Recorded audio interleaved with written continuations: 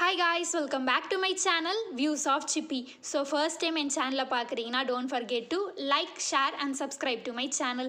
So இன்றைக்கான வீடியோவில் என்ன பார்க்க போகிறோம் அப்படின்னா ஒரு குட்டியான சிம்பிளான ஈவினிங் ஸ்நாக் ஆனியன் பக்கோடா எப்படி செய்யுதுன்னு பார்த்துடலாம்.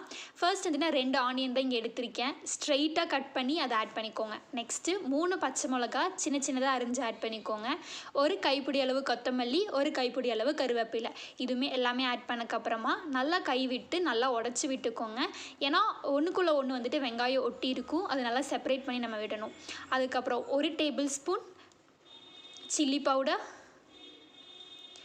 ஒரு 1/2 டீஸ்பூன் வந்துட்டு பெருங்காய பொடி,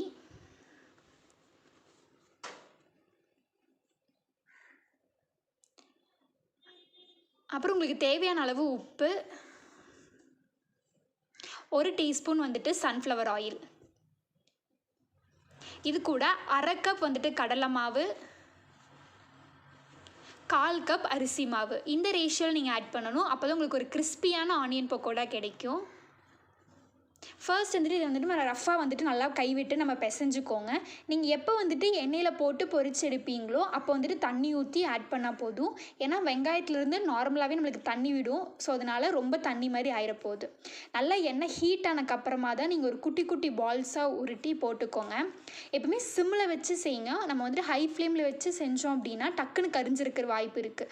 ஸோ சிம்மில் வச்சு திருப்பி போட்டு நீங்கள் செஞ்சு பாருங்கள்.